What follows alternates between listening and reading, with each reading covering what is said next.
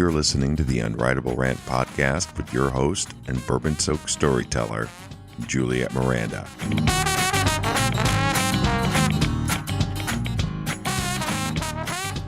Well, hey there, y'all. It's Juliette Miranda, and welcome to episode 229 of the Unwritable Rant podcast. My bourbon-soaked story for y'all today is about second times and peppering a butt. But first, I gotta have a little bit of bourbon. Cheers, y'all. Whew. All right. There is nothing like a good glass of bourbon on a hot, steamy day. And I gotta say, it is crazy hot here in New Orleans. It's a new kind of heat.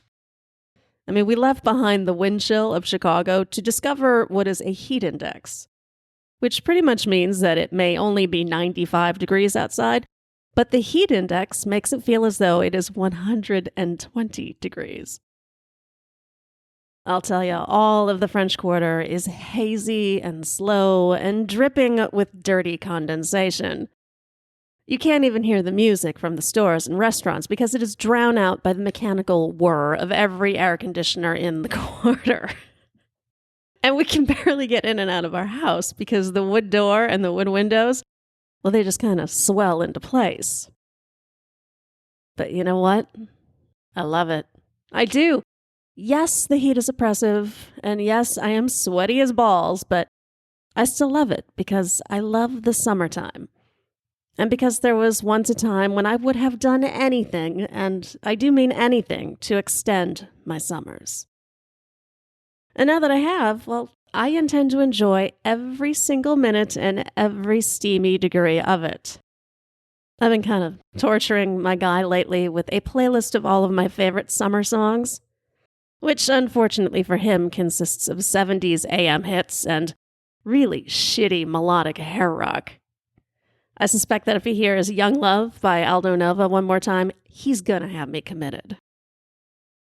I don't know, maybe it's just me, but music like that just sounds better in the summer. Although there is one song that kind of stands out above all the others. I mean, we all have one. That one song that always seemed to be playing during our most pivotal moments. And for me, I think the one song that sums up summer with every note would be Stone in Love by Journey. The song became a thing for me the first summer that I spent without my virginity. I wasn't quite legal, and I'd lost my virginity a few months prior to a certain rock star. Although the experience was underwhelming, to say the least, it left me with an all-consuming itch to do it again. But this time, I didn't just want the sex to feel good. I wanted to feel good about the sex. Approximately 50 Harlequin romance novels had convinced me that for sex to be good, it needed to come with all-consuming passion. I wanted to lock eyes with someone, preferably a cowboy, although I was willing to bend on that detail, and I wanted to immediately fall in love. And then we could have crazy hot sex next. The shameless button-popping, shirt-ripping kind, and it would just last for eternity, or at least until I got bored with it. And it was this romantic delusion that fueled that summer. And it had me staring down every Fabio wannabe at every fair, fest, and carnival in the state. These poor, long-haired fools would be hanging with their buddies, and they would find me hopelessly planted and mentally pleading with them to look my way. In my head, I was Rita Hayworth, but in reality, the effect was really more Michael Myers. The smart ones would just look away, but the ones who did try to talk to me immediately regretted it because I would latch onto them like a tick. Then they'd take off, and I would be left wondering what the hell I did wrong. I consulted with my girlfriend Daisy. She was the precursor to Crazy Town, and just a daffy kind of girl who was more free-spirited than batshit. Her logic wasn't any better than mine, though, and the two of us would just cut our shorts a little shorter and slather on more baby oil and go about trying to snag our dream guy. She and I were inseparable that summer. So much so that I talked my parents into letting her come with us to our family's lake cottage. We spent a couple of weekends there every summer, and as an alleged young adult, I was starting to get bored with the trips. The only thing I was interested in hunting and fishing was men, and there was a distinct lack of them at the cottage. Or so I thought. Daisy and I had just gotten settled on the beach when we heard them. 6 guys cruising in the center of the lake on a boat, and immediately we perk up. I had never seen these guys before. They were new. Few things are more exciting than a new guy to a teenager, and I had never seen these ones before. Really, I'd never seen much of anybody other than my extended family at this cottage. Our house was kind of remote, and although we would occasionally find other people out on the lake fishing, we never really had any contact with them beyond a couple of friendly waves. But this was different. These guys were not there to fish. They were there to party.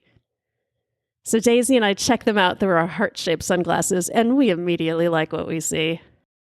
They are strapping young men, all without their shirts on, and they're listening to the same radio station as us. And just as the song Stone in Love from Journey comes on, I catch the eye of a guy that I will call Gunsmoke. He's standing at the back of the boat and has just pushed one of his friends into the water. He may not have been a cowboy, but with his shoulder-length brown hair and tanned chest, he had all of the rugged appeal that I needed. And I'll tell you, as soon as our eyes locked, everything on me that could twinge did. He waved, I waved back, and I just knew this was the guy I was meant to be with. At least for that summer. Daisy and I run over to meet the guys out on our dock, where they all pile out of their cruiser boat and gather around us eagerly. Apparently, they were just as surprised to find us there as we were them. And it turns out they were only a year or two older than us, and all staying with Gunsmoke's parents on the other side of the lake. They invite us to hang out on the boat with them, but before we can answer, we are rattled by a blast.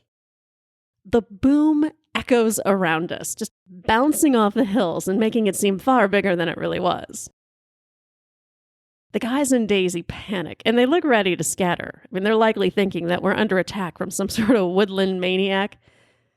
And all I can do is sigh, because I know it is not a woodland maniac. It's my dad. He must have been watching from up on the hill behind the house, because he emerges from the trees and comes striding down the dirt path looking very much like a fucking nut. And he's got his damn shotgun with him. And even though he's carrying it with the action open and the barrel under his arm, his safety measures do little to reassure anyone. And now I am forced to make introductions. What the hell am I supposed to say? Dad, these are 6 boys from across the lake. And I only remember one of their names because I've decided he's the one I want to make violent love to me under the setting sun. And then I could say, guys, this is my dad, and I'm pretty sure he knows at least 35 ways to inflict excruciating pain without leaving any marks. So there is a long, awkward moment where nobody says anything. And I worry that the guys are just going to say, well, fuck this noise, and navigate their boat as far away from us as possible. But then Gunsmoke surprises everybody, most of all me and my dad. He introduces himself to my dad, hands him his ID, and then asks permission to take us out on the lake. My dad was so not expecting any sign of respect. Me, I'm ready to collapse in a dramatic swoon because I had never seen a guy just do anything other than cower in the presence of my dad. So I sneak a look at him, and I can see that my dad is considering his options. He does not like the idea of letting us go with a troop of local guys one bit. But he kind of realizes he doesn't have much of an argument to prevent it. Really, I'm just a couple months shy of my 18th birthday. It's not like the guys are that much older than us. So it wasn't an unreasonable request, just a slightly alarming one. And my dad is a smart man. So while he realizes he can't stop us from hanging out with these guys, he can make it more difficult. So he says, all right, but that cruiser is rated for 6 people, and with the girls it makes 8. So if you girls want to go tooling around the lake, that is fine, but you're taking the John boat. And he looks so fucking smug when he says this. And the only thing that sinks more than my heart is the stupid fucking John boat. This is an aluminum nightmare. Although it has an outboard motor, there's no way this thing can keep up with that cruiser. I mean, it's meant for fishing. It stinks of fish guts. The floor is coated with worm particles and dirt. It's disgusting.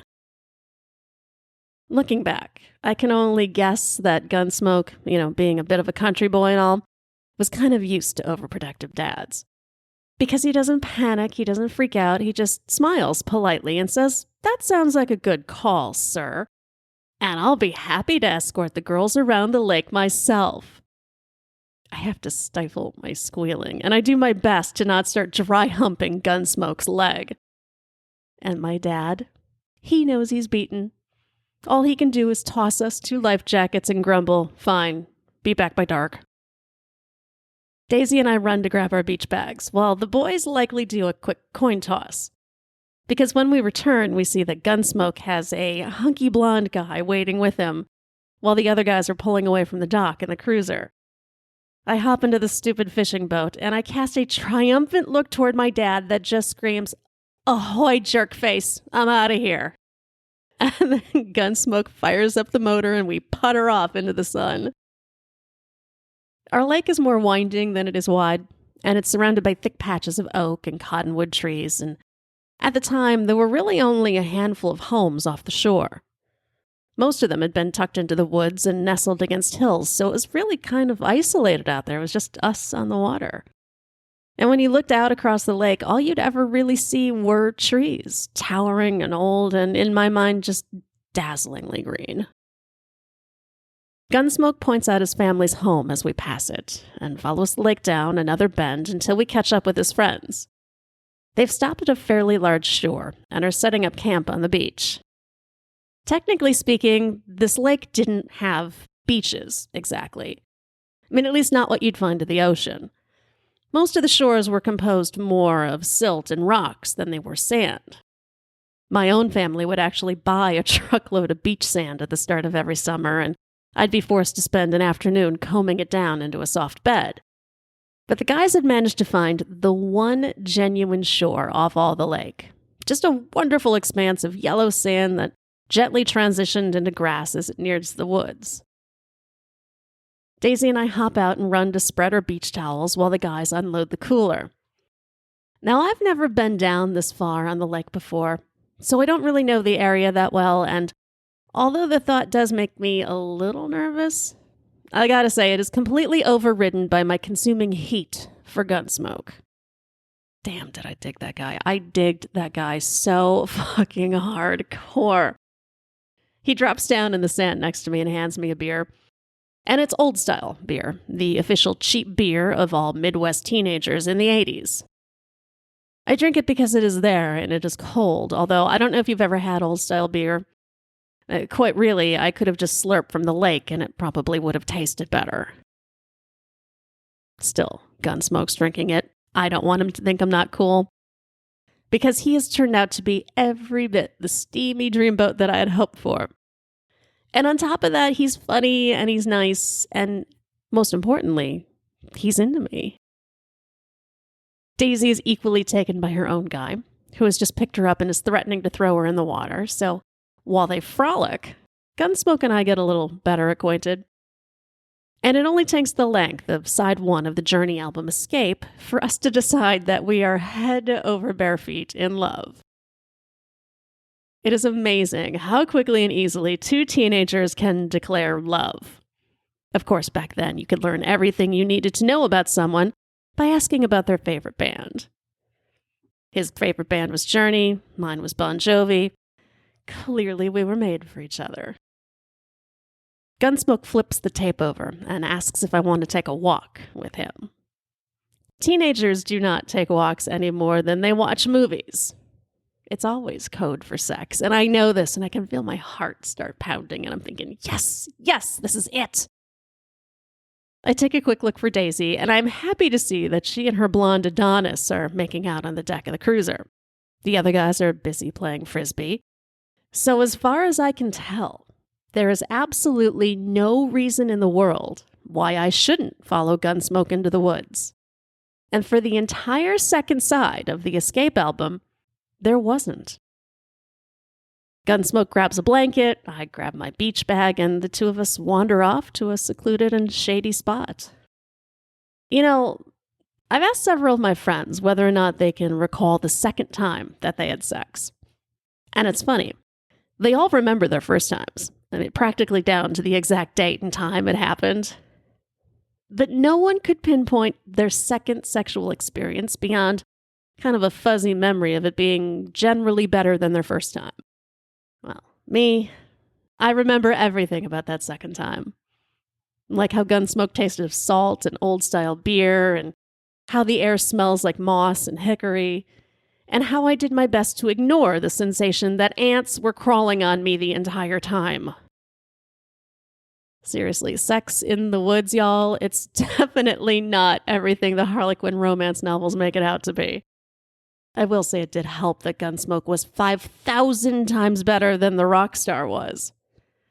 Although I do think a lot of that had to do with the mental as well as the physical satisfaction I felt. It was kind of the sexual equivalent of a Journey song, really. It's cheesy, yes, but you can't help but sing along. Unfortunately, just as I'm really starting to get into it, the music stops. It always stops. And at first, it really was just the tape deck stopping. Open Arms has ended, and I'm left with the buzzing locusts and Gunsmoke's moans as our soundtrack, which, quite honestly, wasn't really doing it for me. So I'm debating if I should suggest that we put another tape in when the woods are rocked by another fucking blast.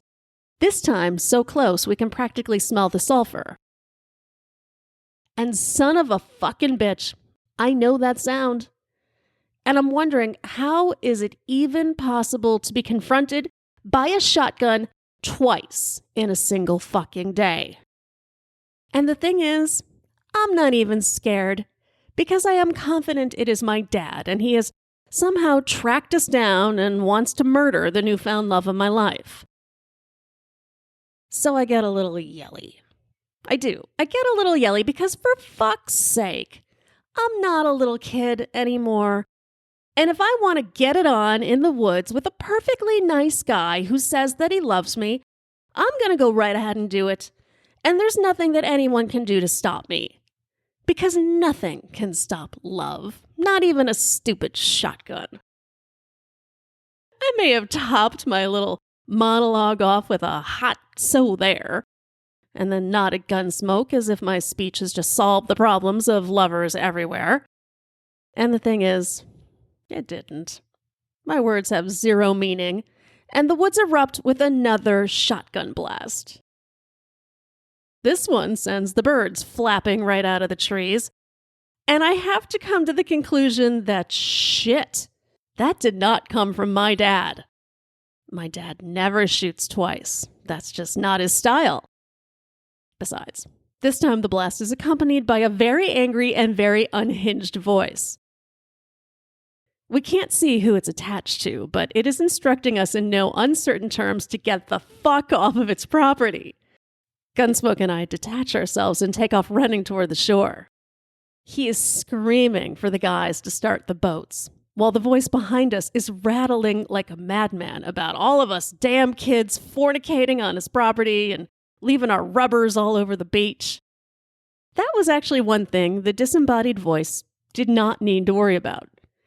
Because as I take a quick look behind me, I see that Gunsmoke is still wearing his condom. He's clutching it in place as he runs, and I can't tell if he's being modest or maybe if he's saving it for later. I don't know.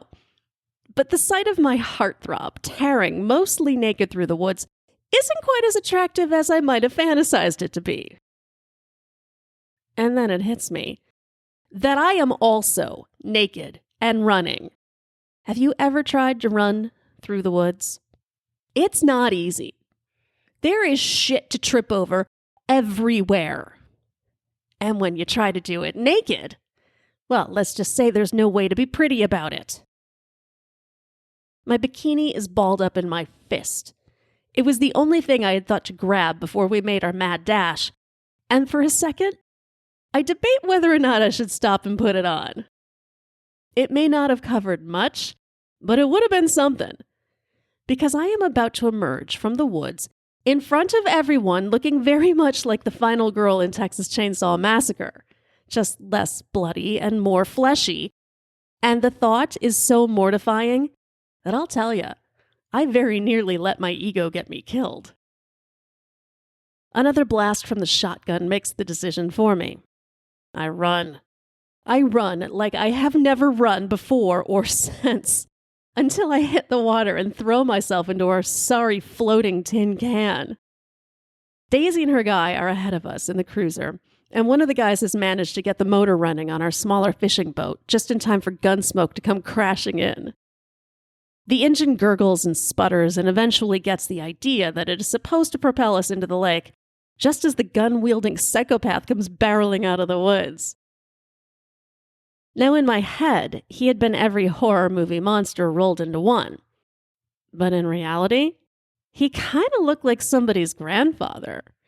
He was bald and bow-legged and hollering at us something fierce about how he'll pepper our butts if we ever come back. And I realized then that he's been shooting rock salt at us. We scurried away like a pack of wayward possums over nothing more than a cloud of salty dust. Musket Joe reloads and fires again for good measure, and then vanishes back in the woods as we collapse in relieved laughter. The guys slow the boats so we can take a quick inventory. 6 guys, 2 girls, no injuries, and 1 used but empty condom. All in all, it was a pretty awesome afternoon. We made some quick adjustments before docking back at my cottage. Most importantly, I managed to get my bikini back on, and Gunsmoke found a spare pair of swim trunks. And my dad was so impressed that we made it back before the sunset that he invited the guys to stay for a barbecue. His shotgun, thankfully, stayed locked in its cabinet. I never did see Gunsmoke again after that summer. But I remember that day and my second time as my favorites. They were both everything I wanted. Blindingly hot, sweetly sexy, and just a little dangerous. Like Steve Perry sang, those summer memories never fade. They just get a little peppered sometimes. Cheers, y'all. I don't know if y'all can hear it in the background, but the New Orleans Calliope, which is how you say calliope in New Orleans, is playing in the background. It's actually kind of cool. So thank you for listening to this episode of the Unwritable Rant podcast. Don't forget on Monday nights, I host Bourbon-Soaked live on YouTube. It's the best place to be at 7 p.m. on a Monday night for cocktails and conversation. And coming up on Monday, we're going to be talking about all things sick and twisted. And if you want to catch up on back episodes of this podcast, just go to my website, theunwritablерant.com. So I hope you all have a great week. I'll be back next Sunday to chat with y'all some more. Cheers. Go to theunwritablerant.com and sign up to get early access to interviews and new videos. And don't forget to connect with Juliette on Twitter at Morning Neurosis. Girl, you as pretty as a Sunday morning, standing on the corner at Carondelet. What you say we make our way up to Bourbon, couple hurricanes and a hand grenade, and get blown away. Let the chips fall where they may. If it's all the same, what you say, bon ton relay. Hey, pretty mama, I can smell the gumbo. Sweetest taste of honeysuckle on my lips. Good God Almighty, I can hear the trombone. Every heart ought to beat to a rhythm like this. Come a little closer, honey, let me hold you. Nothing tastes better than a bourbon kiss. You can be the flower on my magnolia. Every heart ought to beat to a rhythm like this.